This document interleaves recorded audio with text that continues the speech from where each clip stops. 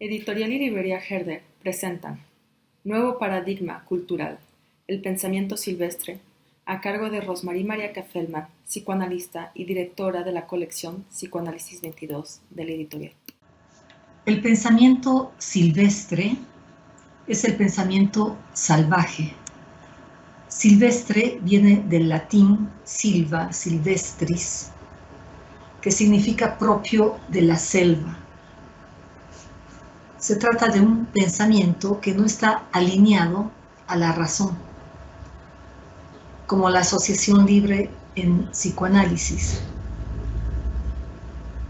Como decía alguna vez en alguna de las primeras presentaciones que hice, el psicoanálisis no es adaptacionista, no está hecho para adaptar a nadie a nada, y mucho menos a la sociedad y sus parámetros temporales. No está hecho para hacer comer a las anoréxicas o para consolar a los deprimidos, ni nada que se le parezca. Es otra cosa. Y justamente por eso me llamó mucho la atención un artículo que apareció en la revista L'Une des Vues, una revista de l'École Lacanienne de Psychanalyse,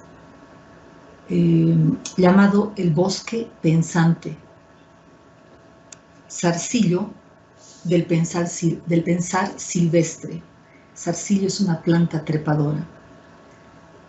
Se trata de un artículo de Eduardo Kohn y Daniel Stigman-Mangrané. Eduardo Kohn es un antropólogo, autor del libro Cómo piensan los bosques, que se fue a vivir al Amazonas ecuatoriana durante 4 años y tuvo una experiencia formidable que revolucionó no solamente su propia manera de pensar, sino que con sus escritos cuestiona lo que es el pensamiento principalmente occidental en cuanto a limitación hoy en día. Y lo que hace es trabajar a partir de la semiótica. La lectura de los signos, pero en el que prevalecen las imágenes. Se preguntarán, ¿y qué tiene esto que ver con psicoanálisis? Mucho. Así como la cercanía que existe con el pensar silvestre, del mismo modo, el inconsciente trabaja, aunque no únicamente. También está la cercanía del psicoanálisis con el arte, obviamente con la poesía, con la antropología, con la biología.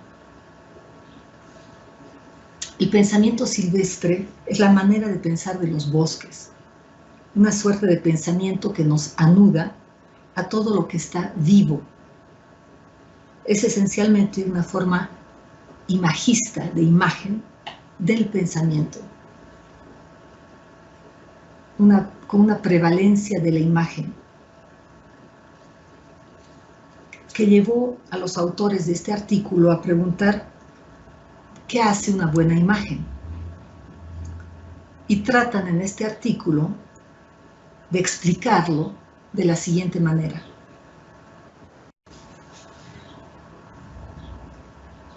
Se trata de una película realizada por un quebequense llamado Philippe Léonard. La película trataba del incendio de Fort McMurray en 2016 en Alberta, Canadá. Él estaba ahí durante el incendio e hizo un film experimental muy poderoso que, según el criterio de uno de los autores, entra directamente en lo que es el pensamiento silvestre.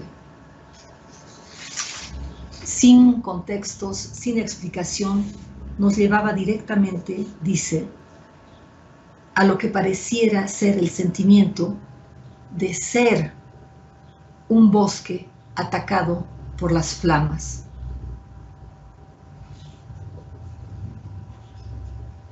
Podía sentir el ser espiritual del bosque, tanto como las instancias inflexibles de las fuerzas de su destrucción. Yo quería entender este pensamiento a propósito de la película, porque sentía que a través de su trabajo fílmico, Philip fabricaba una argumentación ecopolítico a nivel del espíritu. Spirit es la palabra inglesa usada. Pero me di cuenta, sigue diciendo, hasta qué punto era ingenuo de mi parte esto, la reacción que suscitó, como lo dijo un líder político separatista y curandero Zapara. Zapara es una nación indígena del Amazonas, con una población hoy en día aproximadamente de 500 personas y dueños de más de 40,000 hectáreas. Conocen la medicina natural y son interpretadores de sueños.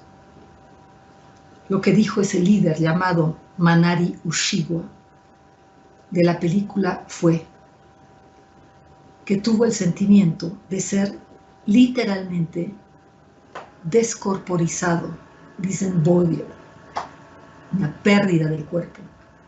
Había sentido sus brazos elevarse a través de la pieza en direcciones opuestas, su cabeza flotando por encima, sus piernas dispersas.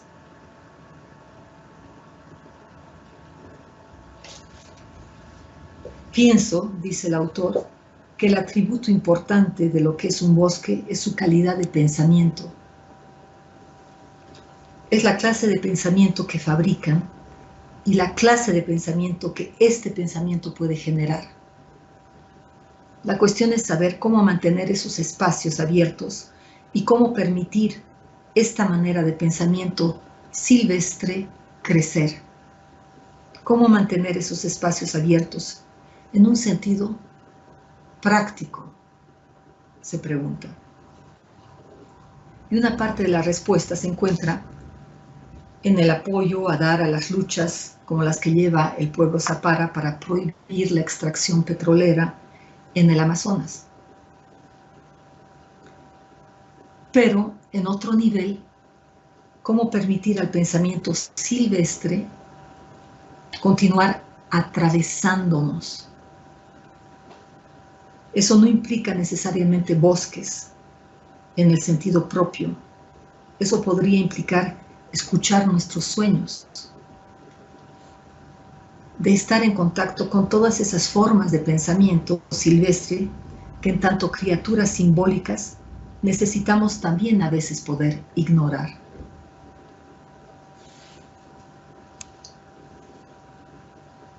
Por un lado, es ético permitir al pensamiento silvestre crecer, pero por otra parte, la cuestión es saber cómo pensar éticamente en y alrededor de un pensamiento silvestre. Esto es fundamental en psicoanálisis, cómo pensar éticamente un pensamiento silvestre sin diagnosticarlo rápidamente como alguna especie de locura.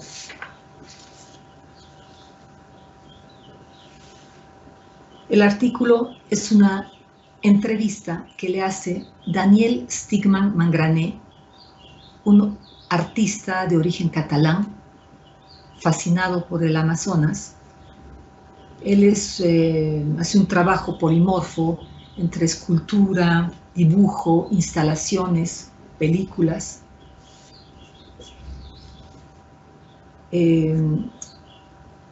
Decía una entrevista que le hace a Eduardo Kohn. Dice, cito, es algo que me ha preocupado recientemente. Necesitamos superar el paradigma en el que vivimos, con sus claras divisiones entre mente y cuerpo, cultura y natura. El paradigma moderno está claramente agotado. Somos todos confrontados a la crisis ecológica, pero no la vamos a superar si no empezamos a pensar diferentemente.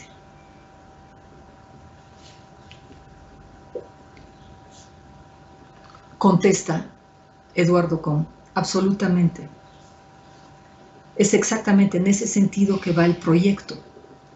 El Ecuador es un hogar para desarrollar otra suerte de pensamiento ecopolítico. Trabajo con un grupo de personas muy diversas, artistas, juristas, chamanes y líderes políticos que dicen, cada uno a su manera, que el camino a seguir es el de un reanclaje del pensamiento.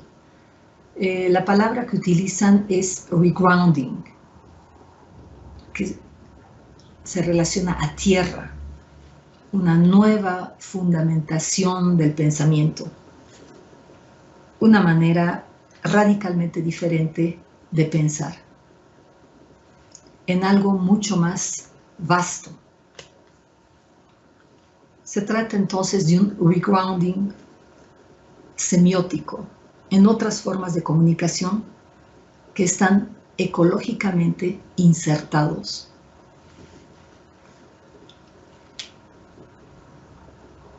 Daniel Sprigman Mangrané le pregunta a Kohn si quería ser biólogo antes de ser antropólogo. Y Kohn contesta, siempre estuve interesado por la biología y la estudié algo. Creo que las limitaciones particulares a mi forma de pensamiento y mi incapacidad en superar esas limitaciones en el transcurso de mi juventud me impidieron devenir biólogo. Pero es probablemente para lo mejor.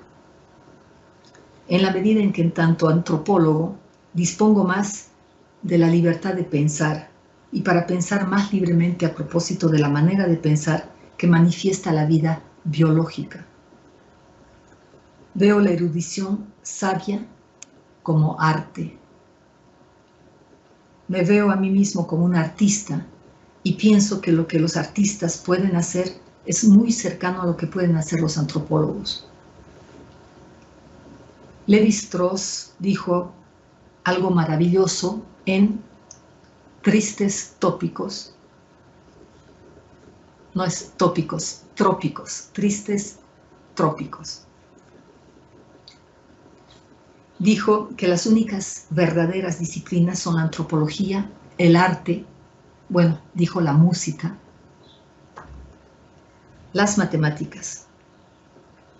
Permiten hacer derivar las propiedades del mundo de uno mismo y de vuestro compromiso con el mundo.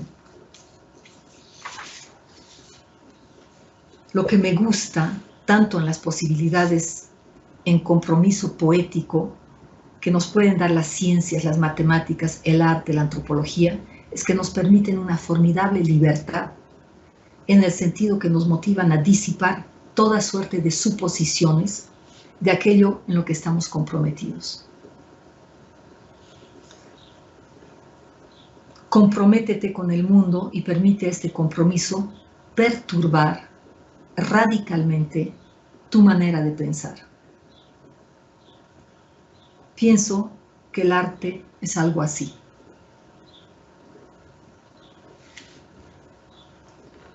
Daniel Sprigman Mangrané dice, lo que me gusta en el trabajo artístico es que permite reconfigurar nuestra relación con la realidad.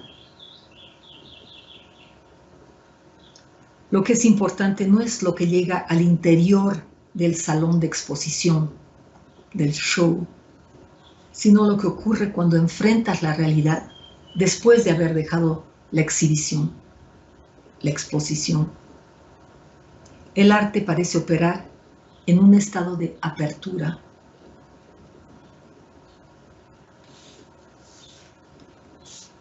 El arte no cesa de romper las reglas. Es una forma de pensamiento que tiende a liberarnos de las obligaciones que la sociedad hace pesar en el pensamiento. Por supuesto, los artistas están impregnados por sus tradiciones representativas y una buena parte de la energía artística está dirigida hacia una reflexión sobre esas tradiciones. Pero su libertad frente a las obligaciones sociales es a situar en su capacidad de entrar en resonancia con el mundo. Es por ese motivo que pienso que los artistas pueden situarse en la vanguardia.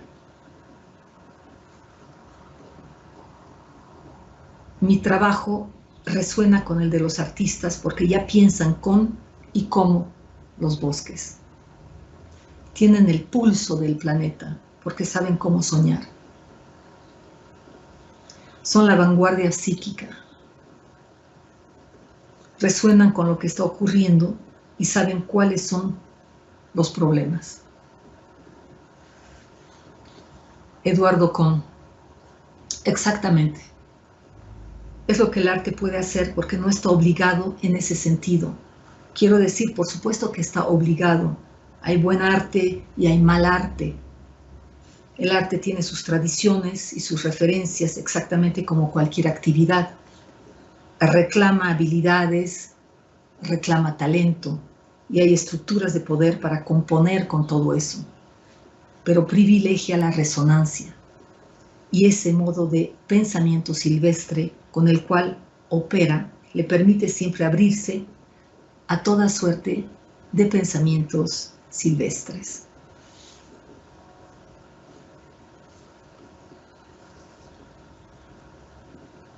Y respecto a la semiótica, hablando de signos, dice Eduardo Kohn, pienso que tratamos de agarrarnos de significaciones emergentes antes de que sean estables. Los sueños trafican con esa suerte de signos frágiles. Hace 2 noches hice un sueño poderoso. Lo que significa no está claro para mí. Trato de crear las condiciones para continuar soñando con eso. A menudo a través de otros registros, en imágenes, imagistic, como el dibujo. Los bosques son formidables recordatorios de esa forma más amplia de pensar. Son el pensamiento silvestre, son literalmente la manifestación. Los bosques son la mente, mind, que se manifiesta. El pensamiento silvestre existe por todos lados en donde hay vida humana y otra. Pero en un bosque tropical no se puede no notarlo. Los bosques lo vuelven evidente. Entonces, leyendo este artículo, que me suscitó muchas preguntas, una de esas fue, es cierto, quien entra más que en un bosque, en la selva, no sale de la misma manera.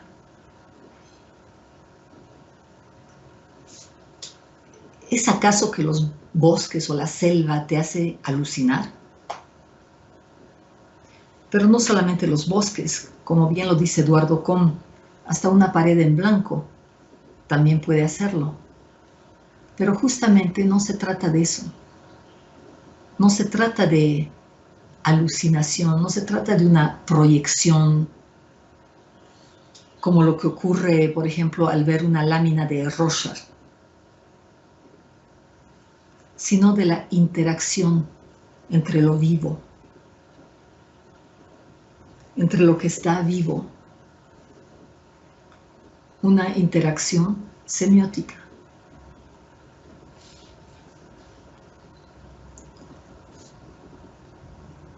Continúo con el artículo. Usted tuvo un sueño. Si logran recordarlo, les quedará saber lo que significa, si es que significa algo. Pero si ponen suficiente atención a los signos frágiles que reúne un sueño, tal vez pueda comprender algo. Un bosque es algo así. Está compuesto de diferentes capas y en un momento dado alcanzan cierta solidez. Es una densa maraña de retorcidos pensamientos que colectivamente y en su resonancia mutua devienen fuertes. Por un lado hay un mundo de signos, una manera habitual de pensar la referencia, y por otro un mundo de cosas en las cuales los signos se refieren de una manera contingente y arbitraria. Pero con esta otra manera que propongo de comprender un mundo vivo, animado, los humanos interactúan con toda una serie de entidades que ellas mismas comunican, significan. Y una parte del entramado es encontrar eso, entrar en ese mundo que no hemos fabricado nosotros mismos. Y la manera de entrar es escuchando.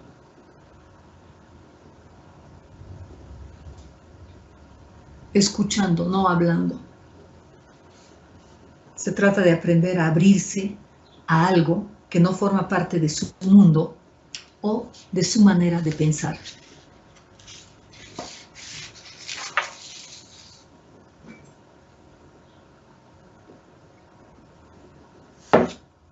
Daniel Stigman dice, esto lleva a una cuestión compleja. Comenzamos a realizar que el pensamiento no es solamente algo que sucede en nuestra cabeza, sino que forma parte de una ecología de pensamiento más amplio, que usted describe magníficamente en su libro. Pero ¿cómo, mientras estamos al interior de esa red de pensamientos, cómo podemos representarnos esa red a nosotros mismos?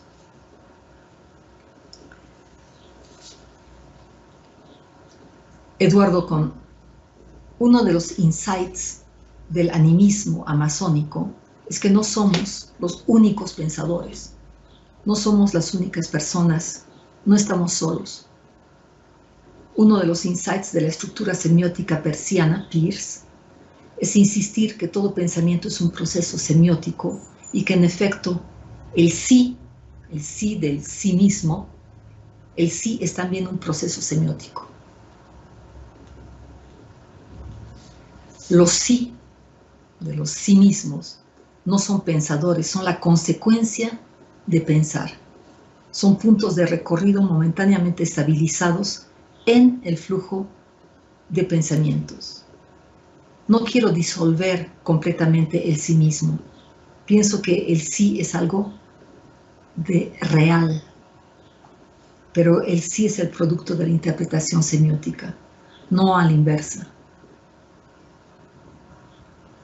No es como en el sistema saussuriano con ese famoso diagrama de cabezas hablantes de donde salen los pensamientos. No pasa así. Los pensamientos piensan al pensante.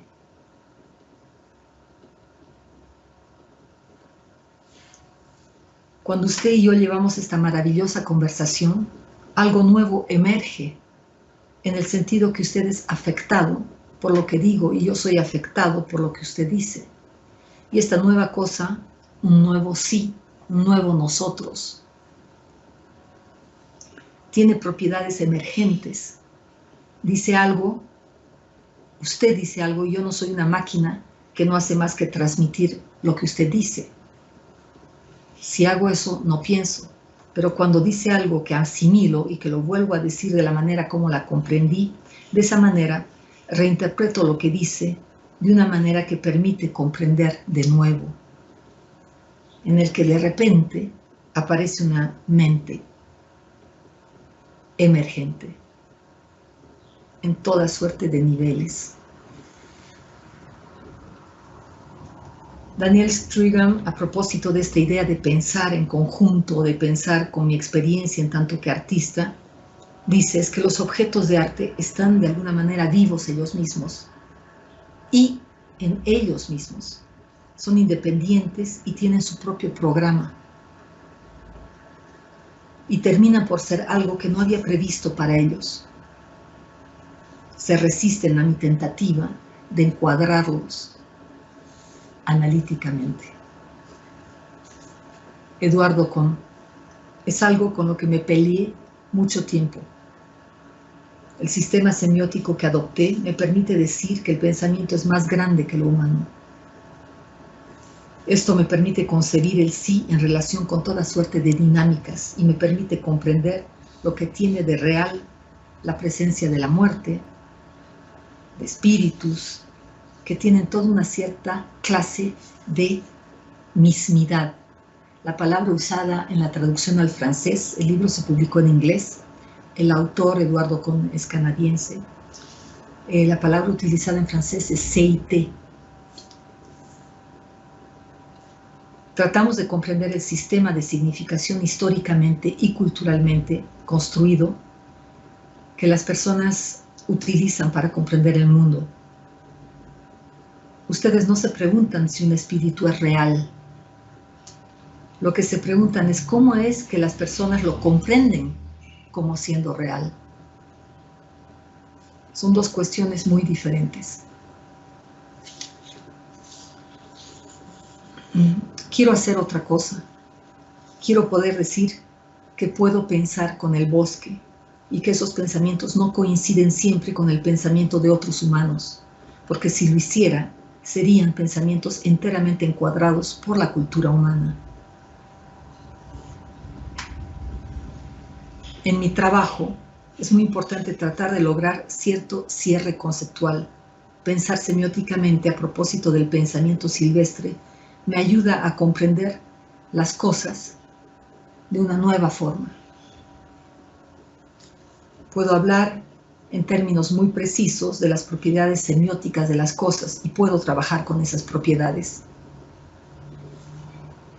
Pero no he aún elaborado plenamente todo. No he elaborado el problema de la animacy problem.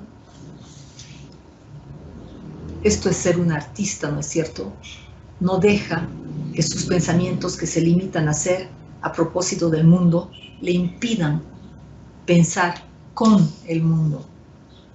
Siempre bromeo con mis estudiantes a propósito de la antropología y de su facultad para razonar con el mundo, que hace que sea una ciencia bizarra. Y bien, el arte es igualmente una ciencia bizarra, y eso es bueno. Es empírico, es producto del compromiso presente con el mundo.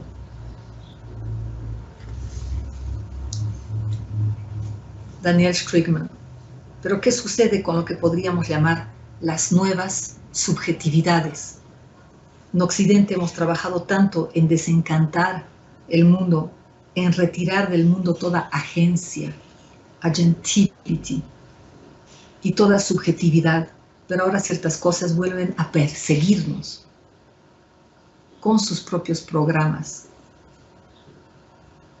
Pienso en el cambio climático, pero también en cosas como los algoritmos que deciden fundamentalmente nuestra vida, así como la inteligencia artificial,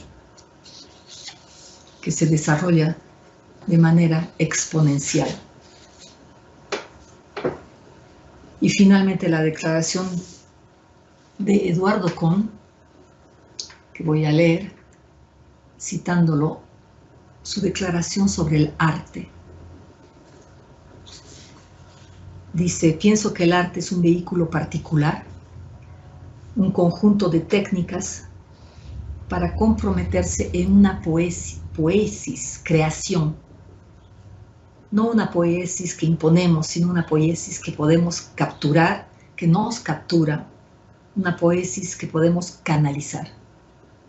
En tanto antropólogo, tengo por supuesto mis prejuicios. Amplío las fronteras de lo humano, pero me quedo con los problemas humanos. Al final de cuentas, reflexiono el rol que juegan los humanos al interior de algo más grande. Hago el elogio del método antropológico, la etnografía, un método que implica técnicas de inmersión de sí mismo en un mundo que puede cambiar nuestra manera de pensar. Por supuesto que amplío eso porque pienso que soñar, que dibujar, que el cine pueden ser técnicas etnográficas que abren nuestras posibilidades de escucha.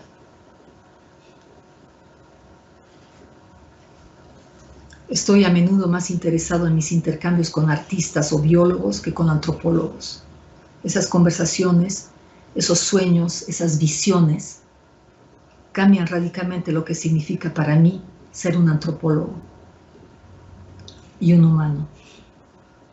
Pero sigo siendo un antropólogo y un humano.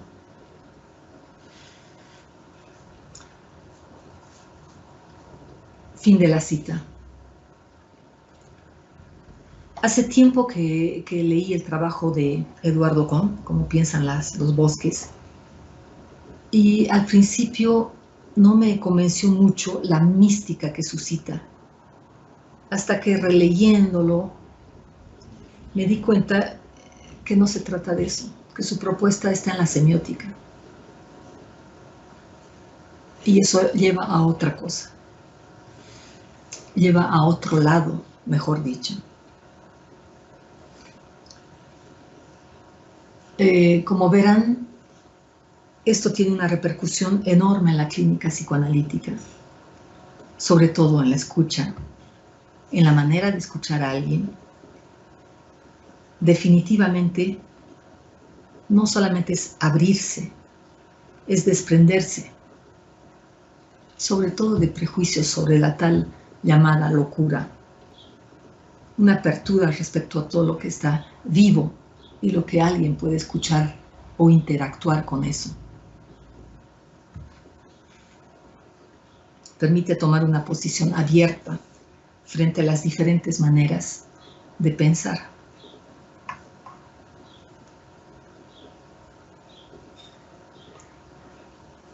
Quien entra a un bosque nunca sale igual.